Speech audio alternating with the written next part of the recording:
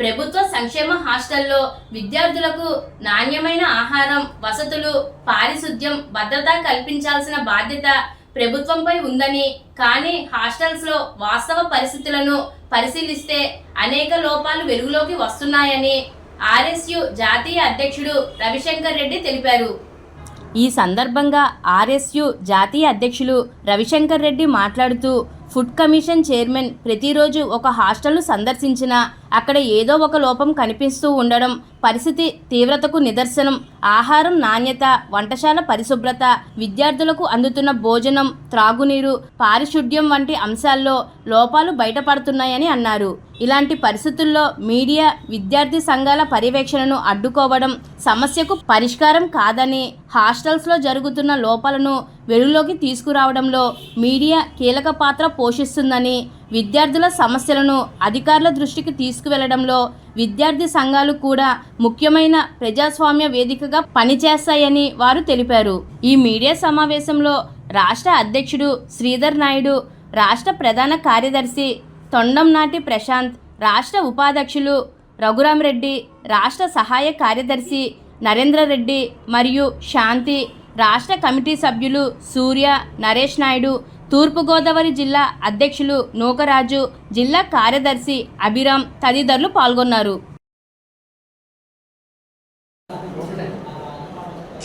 నా పేరు Ravishankar Reddy, revolutionary students union RSU జాతీయ అధ్యక్షుడు.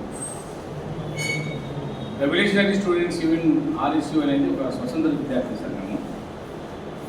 ఆంధ్రప్రదేశ్తో పాటు కర్ణాటక, తమిళనాడు, తెలంగాణ, ఒరిస్సా రాష్ట్రాల్లో ఆరంభిస్తున్నది. ప్రధానంగా ఆంధ్రప్రదేశ్ రాష్ట్రంలో బలమైన విద్యార్థి సంఘంగా ఇక్కడ విద్యారంగ సమస్యల పరిష్కారం కోసం పనిచేస్తా ఉన్నాం. 24, 25, 26 3 రోజుల పాటు రాజమండ్రి వేదికగా revolutionary students union RSU Andhra Pradesh plenary సమావేశాలు జరుగుతూ ఉన్నాయి. అందులో భాగంగా ఈరోజు మేము ఈ సమావేశం ఏర్పాటు చేసుకోవడం జరిగింది. ఈరోజు ఆంధ్రప్రదేశ్ రాష్ట్రంలో కూటమి ప్రభుత్వం 2 సంవత్సరాలు పూర్తయింది. ఉచిత హామీలు, అనేక ఉచిత హామీలు విద్యార్థులకు కానీ ఆంధ్రప్రదేశ్ ప్రజలకు కానీ ఇవ్వడం జరిగింది.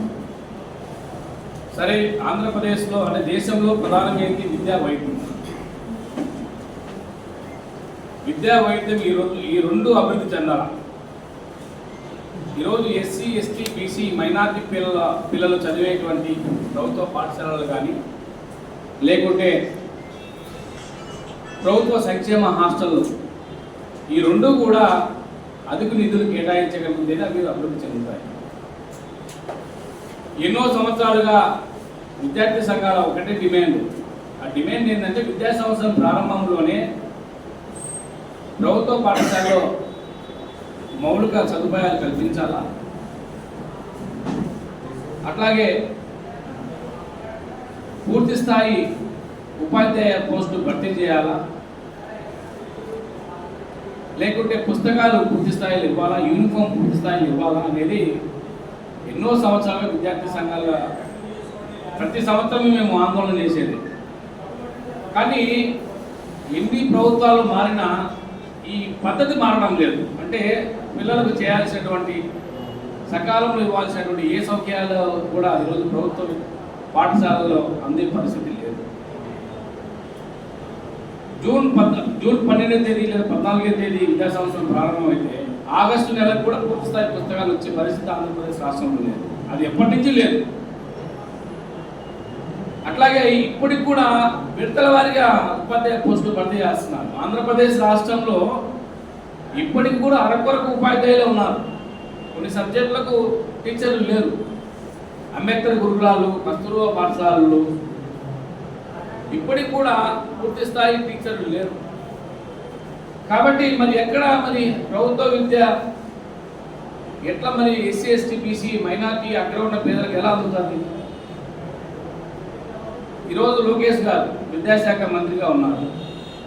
ఒక పక్కము ఐటీ రంగము డెవలప్మెంట్ అంటున్నారు, ఎంప్లాయ్మెంట్ అంటున్నారు. సంతోషమే, మేమేమి కంపెనీలకు ఏ ఊరు వ్యతిరేకం కాదు. ఎందుకంటే ప్రతి సంవత్సరం లక్షల మంది ఈరోజు బీటెక్ అయిపోయి చేసుకొని పీజీలు అయిపోయి చేసుకొని నిరుద్యోగులుగా సంవత్సరాల తరబడి కోచింగ్ తీసుకుంటున్నారు.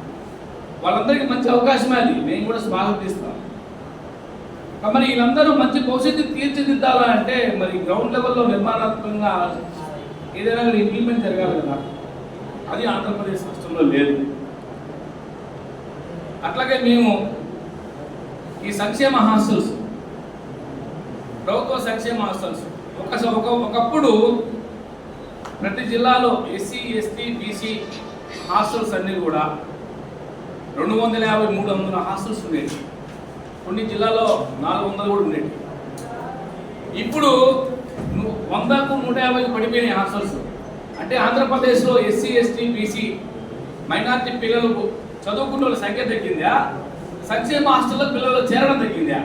ఏం జరిగింది అంటే ఆర్థికంగా బాగా తల్లిదండ్రులు డబ్బు సంపాదించి ప్రైవేటు కాలేజీలు ప్రైవేటు స్కూల్లో పంపడం అలవాటు పడ్డారా, లేకపోతే ప్రభుత్వం నిర్వహించే సంక్షేమ హాస్టల్లో సౌకర్యాలు లేకపోతే విద్యార్థులకు ఈ రోజు ఉన్నటువంటి పరిస్థితుల్లో ధరలకు అనుగుణంగా మెస్ ఛార్జీలు పెంచకపోవడం వల్ల, నాణ్యత లేకపోవడం వల్ల విద్యార్థుల సంఖ్య తగ్గిందా? దేని వల్ల తగ్గిందో మరి ప్రభుత్వం సమాధానం చెప్పాలి. మళ్ళీ ఈ మధ్య కొత్త రూల్ తెచ్చింది.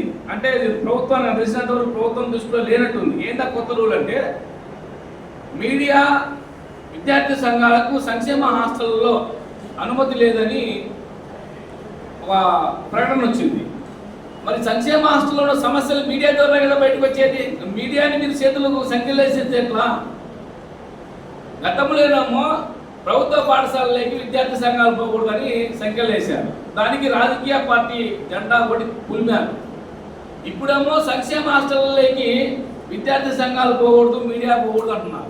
మరి సంక్షేమ హాస్టల్లో పిల్లలకు మరి నాణ్యమైన మెనూ ఇంప్లిమెంట్ అవుతా ఉందా లేదా, మరి వాటర్ సక్రమంగా వస్తున్నాడా లేదా, అక్కడ మరి కమాటీ ఉన్నాడా లేదా, నైట్ వాచ్మెన్ ఏంటి, అక్కడ ఉన్న సమస్యలు బయటికి ఎవరు చెప్పేది? పిల్లలు చెప్పగలుగుతారా? చెప్పలేరు. పోనీ అక్కడ ఉన్న హెచ్డబ్ల్యూ ఎవరైతే ఉంటారో అధికారి, హాస్టల్ అధికారి, ఆయన ఏమైనా చెప్పగలుగుతాడా? చెప్పలేడు. మరి ఆ సమస్యలు బయటికి ఎలా వస్తాయి? మీడియా ద్వారానే వచ్చేది, విద్యార్థి సంఘాలనే వచ్చేది. అంటే విద్యార్థి సంఘాలను మీడియాను సంఖ్యలేసి బంధించాలనేటువంటి కుట్ర ఏదైతే ఉందో మేము రెవల్యూషనరీ స్టూడెంట్స్ యూనియన్గా పూర్తిగా వ్యతిరేకిస్తా ఉన్నాము. తక్షణమే ఆ నిర్ణయాన్ని ఉపసంహరించుకోవాలని చెప్పి ప్రభుత్వాన్ని డిమాండ్ చేస్తున్నాము. అటు విద్యాశాఖ మీ అందరికీ తెలుసు, అవినీతిలో కూరుకుపోయింది విద్యాశాఖ. డబ్బులు లేనిదే టేబుల్ నుంచి ఫైలు పక్క కదిలే పరిస్థితి లేదు. కార్పొరేటర్లు అంటే వేల కోట్ల టర్నోవర్, వాళ్లకు చాలా ఈజీ. ఒక స్టూడెంట్ ఫీజు, ఒక టేబుల్ డబ్బులు. మరి చిన్న చిన్న స్కూళ్ళు అంటే చిన్న పాఠశాలల యాజమాన్యం పరిస్థితి ఏంటి? వేధిస్తున్నారు. వేధించడంలో మామూలుగా వేధించడం లేదు. ఒక ఎంఈఓ ఆఫీస్లో ఒక ఫైల్ కదలాలంటే 1 to 7th ఫైల్ కదలాలంటే 1 లక్ష లేని కదలడం లేదు. అదే ఫైల్ డిఓ ఆఫీస్కి పోతే 2 లక్షలు లేని ఫైల్ కదలడం లేదు. పొరపాటున ఎవరన్నా కోచింగ్ సెంటర్ పేరుతో ఆ సంవత్సరం పాఠశాలకు అనుమతులు లేక ఎవరన్నా అకాడమిక్ పేరుతో ఎవరన్నా పెట్టుకుంటే 5 లక్షల డిమాండ్